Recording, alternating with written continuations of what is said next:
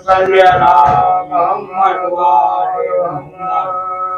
عزیزان گرامی، خداوند عالم اپنی بابرکت کتاب قرآن مجید میں ارشاد فرما رہا ہے، وَمَا خَلَقْتُ الْجِنَّ وَالْإِنسَ إِلَّا لِيَعْبُدُونَ، کہ ہم نے انسانوں اور جنوں کو خلق نہیں کیا لیکن صرف اور صرف اپنی عبادت کے لیے۔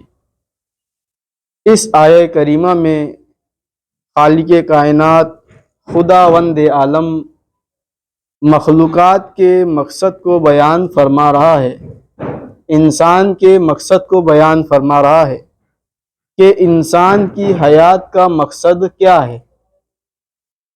جب ایک عام انسان کسی چیز کو بناتا ہے، کسی چیز کی خلقت کرتا ہے تو وہ ایک مقصد کے تحت بناتا ہے۔ انسان بنا مقصد کے کسی چیز کو نہیں بناتا، یعنی جو بھی چیز بنا رہا ہے اس کا ایک ہدف ہوتا ہے، ایک مقصد ہوتا ہے۔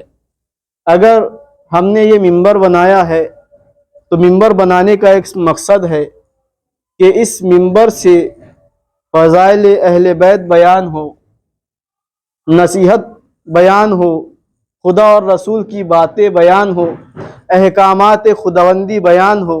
یہ اس ممبر کے بنانے کا مقصد ہے۔ اگر اس ممبر سے صحیح چیز بیان نہ ہو تو مقصد فوت ہو جاتا ہے۔ تو معلوم ہوا ہر چیز کا کوئی نہ کوئی مقصد ہوتا ہے، یعنی ایک عام انسان جب کسی چیز کو بناتا ہے تو بغیر مقصد کے نہیں بناتا، تو وہ خداوند عالم جو خالق کائنات ہے، جو حاکم مطلق ہے، جب وہ کسی چیز کو بنائے گا تو وہ بغیر مقصد کے کیسے بنا سکتا ہے؟ تو خداوند عالم نے اس آیت میں مقصد حیات انسانی کو بیان کیا ہے کہ انسان کے خلقت کا مقصد کیا ہے۔ وَمَا خَلَقْتُ الْجِنَّ وَالْإِنسَ إِلَّا لِيَعْبُدُونَ، کہ ہم نے انسانوں اور جنوں کو خلق نہیں کیا لیکن صرف اور صرف عبادت کے لیے۔ تو جہاں خداوند عالم نے دنیا کی تمام مخلوقات کو خلق کیا ہے، چرند و پرند کو خلق کیا ہے، درختوں کو خلق کیا ہے، پہاڑوں کو خلق کیا ہے، دریاؤں کو خلق کیا ہے، یعنی دنیا کی تمام مخلوقات آپ دیکھ لیجئے، جانور ہے، حیوانات ہے، جو ہم پھل کھاتے رہتے ہیں، جو نعمتیں دنیا میں خلق کی گئی ہے وہ ساری کی ساری انسانوں کے لیے خداوند عالم نے خلق کیا ہے۔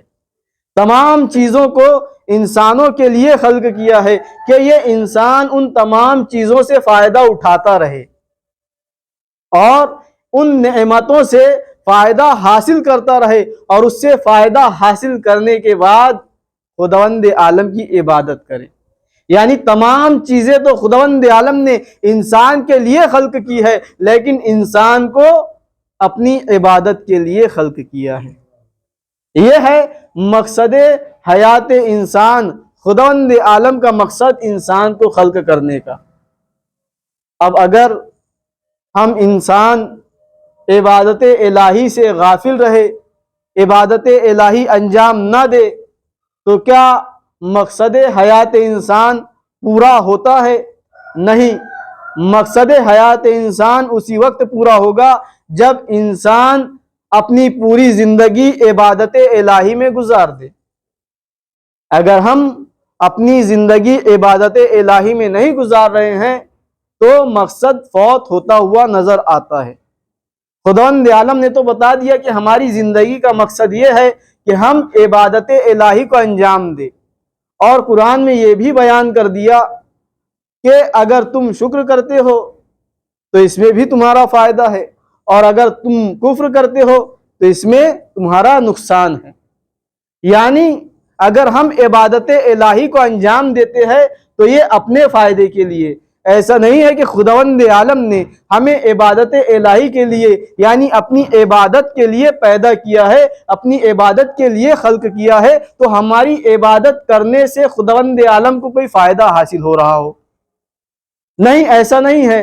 وہ قادر مطلق ہے، وہ ہر شے پر قدرت رکھتا ہے، اسے کسی کی عبادت کی ضرورت نہیں ہے۔ لیکن ہم یہ جو عبادت کو انجام دیتے ہیں، اس عبادت کا فائدہ ہمارے ہی لیے ہے۔ اگر ہم نمازیں پڑھتے ہیں تو اس میں ہمارا فائدہ ہے، اگر ہم روزے رکھتے ہیں تو اس میں ہمارا فائدہ ہے، اگر ہم حج بیت اللہ کے لیے جاتے ہیں تو اس میں ہمارا فائدہ ہے۔ یعنی جتنی عبادتیں خداوند عالم نے قرآن مجید میں ہمیں بتائی ہے، اگر ہم اس پر عمل کرتے ہیں تو اس میں ہمارا فائدہ ہے، خداوند عالم کا کوئی فائدہ نہیں۔ اور اگر ہم عبادت الہی سے غافل رہے، نماز نہ پڑھے، روزے نہ رکھے، مستطیع ہونے کے بعد حج بیت اللہ کے لیے نہ جائے، زکوٰۃ ادا نہ کرے، خمس ادا نہ کرے، تو اس میں ہمارا نقصان ہے۔ اس لیے کہ وہ ذمہ داری جو ہم پر عائد کی گئی تھی، وہ ذمہ داری جو ہمیں دی گئی تھی، ہم نے اسے انجام نہیں دیا۔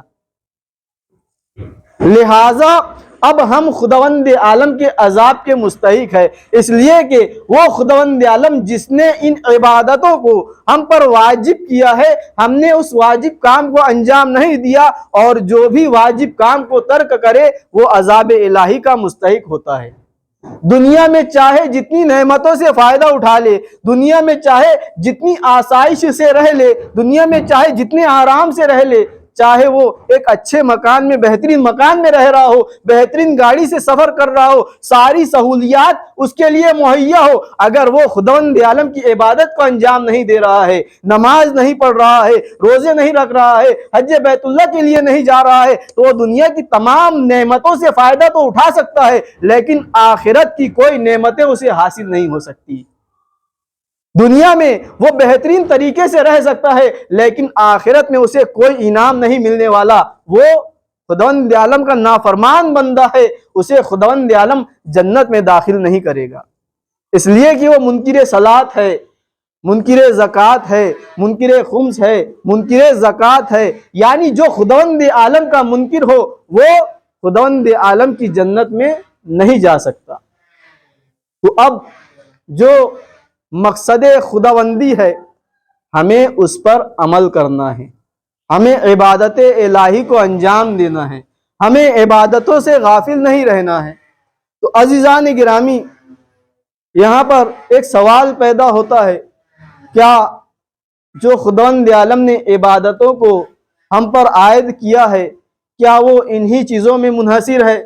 صرف نماز میں، صرف روزے میں، صرف حج میں، صرف زکوٰۃ میں؟ کیا انہی چیزوں میں یہ عبادتیں منحصر ہے، یا کوئی اور بھی عبادتیں ہیں جو ہم انجام دے سکتے ہیں؟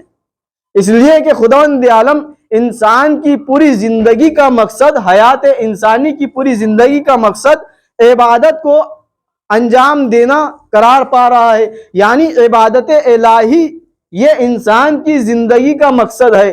اب اگر انسان اپنی زندگی کے کسی لمحے میں بھی عبادت سے غافل رہے تو یہ مقصد فوت ہوتا ہوا نظر آتا ہے۔ لہٰذا اس عبادت کے معنی اور مفہوم کو جان لینا ضروری ہے کہ عبادت کا معنی اور مفہوم ہے کیا۔ تو عزیزان گرامی، خداوند عالم ارشاد فرماتا ہے، اطیعوا اللہ و اطیعوا الرسول و اولی الامر امرکم، یعنی اللہ کی اطاعت کرو، رسول کی اطاعت کرو، اور صاحبان امر کی اطاعت کرو۔ اور پھر ارشاد فرماتا ہے، من یطیع الرسول فقد اطاع اللہ، کہ جس نے رسول کی اطاعت کی اس نے ہی اللہ کی اطاعت کی۔ اطاعت یعنی حکم کا مان لینا، حکم کو انجام دینا، یعنی جو حکم خداوند عالم دینا چاہ رہا ہے تو وہ کس کے ذریعے سے دے گا؟ خداوند عالم ہمارے سامنے آ نہیں سکتا، یہ اس کا کمال ہے، یہ اس کا عیب اور نقص نہیں ہے، بلکہ اس کا کمال ہے کہ وہ ہماری نظروں سے دکھائی نہیں دیتا۔ تو اب خداوند عالم ہمارے سامنے آ نہیں سکتا تو ہم اس کے حکم پر کیسے عمل کریں؟ تو اس نے رسولوں کو بھیجا، انبیاء کو بھیجا۔ من یطیع الرسول فقد اطاع اللہ، کہ جو رسول کی اطاعت کرے اس نے اللہ کی اطاعت کی، جس نے رسول کے حکم کو مانا اس نے اللہ کے حکم کو مانا، اور حکم کا مان لینا ہی عبادت ہے۔ تو اب ہمیں جو اپنی پوری زندگی گزارنا ہے وہ حکم پروردگار کے مطابق گزارنا ہے۔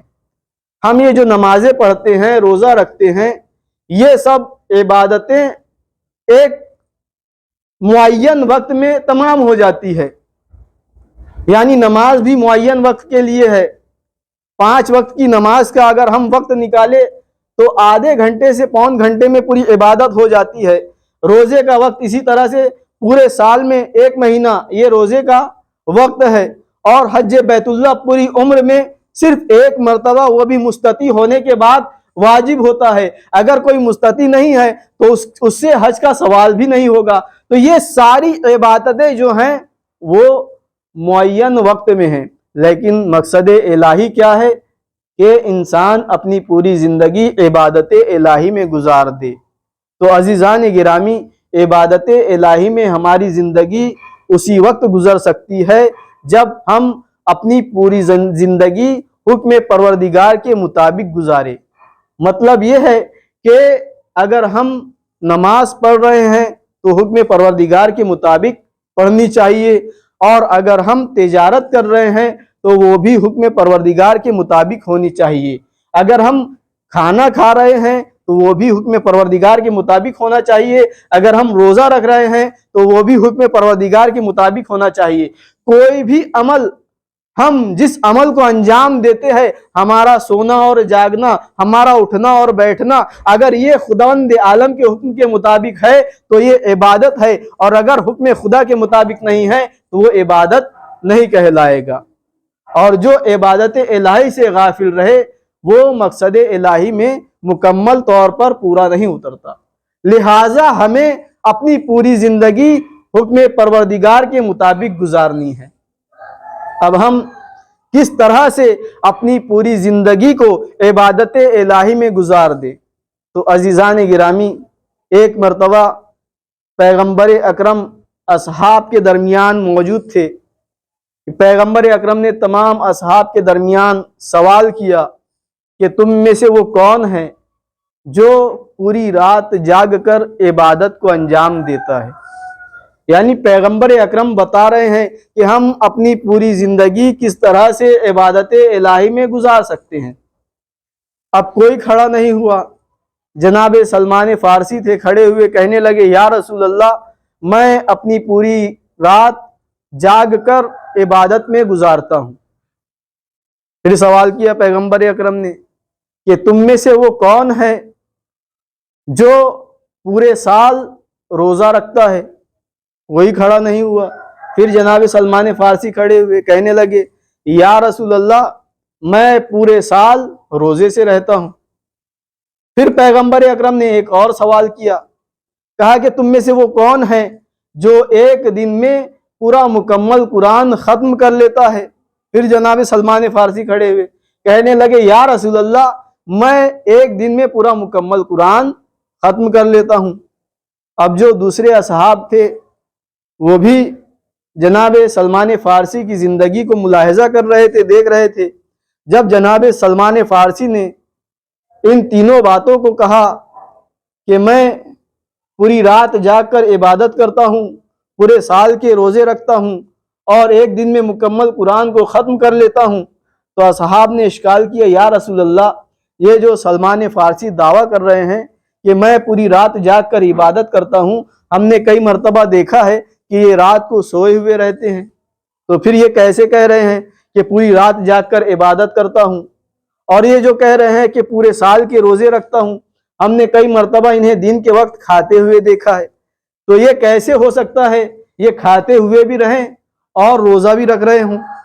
اور تیسری بات جو انہوں نے کہی کہ ایک دن میں مکمل قرآن ختم کر لیتا ہوں، یہ تو ممکن ہی نہیں، ہم نے کئی مرتبہ کوشش کی لیکن ہم نے مکمل قرآن ختم نہیں کر پائے، تو یہ کیسے کہہ رہے ہیں کہ میں ایک دن میں مکمل قرآن ختم کر لیتا ہوں؟ تو اب پیغمبر اکرم کہتے ہیں یہ خود ہم جناب سلمان فارسی سے پوچھیں گے کہ انہوں نے جو دعویٰ کیا ہے اس کی دلیل کیا ہے، وہ کیسے بیان کر رہے ہیں؟ اب جناب سلمان فارسی سے پوچھا گیا کہ آپ یہ جو دعویٰ کر رہے ہیں اس کی دلیل پیش کیجئے کہ آپ کس طرح سے بیان کر رہے ہیں۔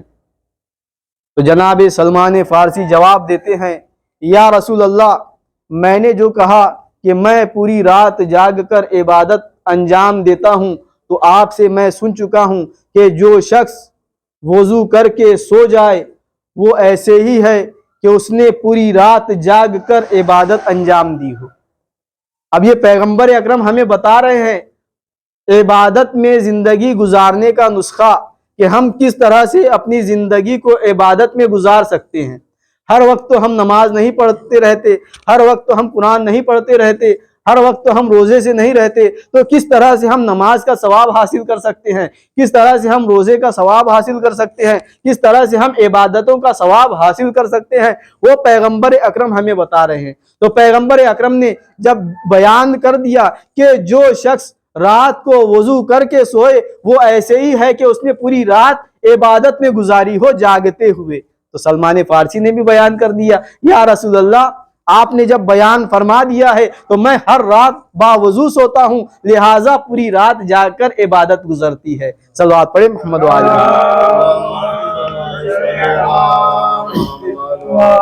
محمد۔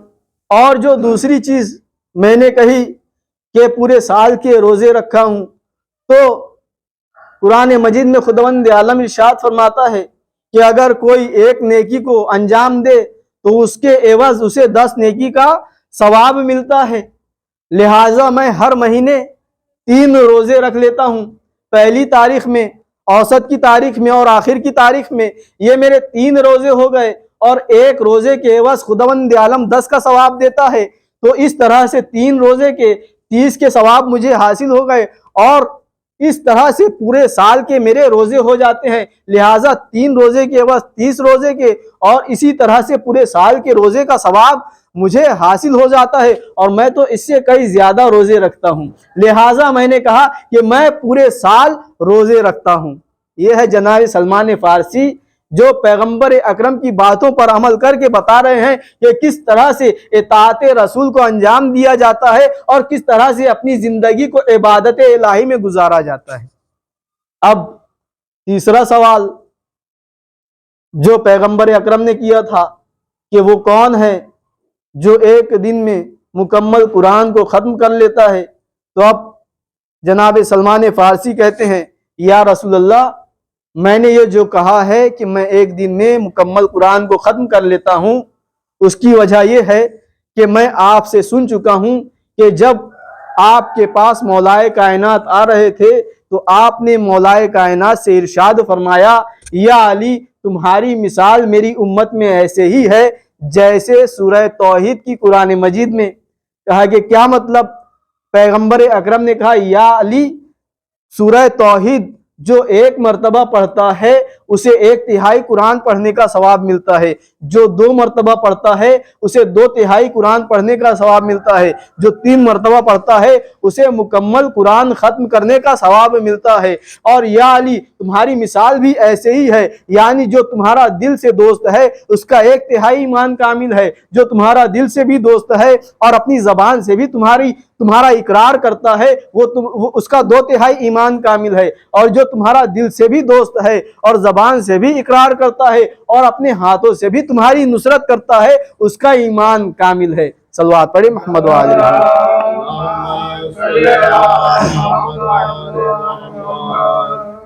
تو عزیزان گرامی، یہاں پیغمبر اکرم نے وہ نسخے بتائے ہیں کہ جس کے ذریعے سے ہماری پوری زندگی عبادت الہی میں گزر سکتی ہے، اور اس طرح سے جناب سلمان فارسی نے بتایا کہ کس طرح سے ایک دن میں مکمل قرآن کو ختم کر لیتے ہیں، سورہ توحید کو 3 مرتبہ پڑھ لیتے ہیں، لہٰذا انہیں پورے قرآن ختم کرنے کا بھی ثواب مل جاتا ہے۔ تو عزیزان گرامی، یہ مولائے کائنات اور اہل بیت کی محبت ایسی شے ہے کہ ان کی ولایت کے بغیر، ان کی ولایت کے اقرار کے بغیر کوئی عبادت قبول ہی نہیں ہو سکتی۔ لہٰذا امام محمد باقر علیہ السلام ارشاد فرماتے ہیں،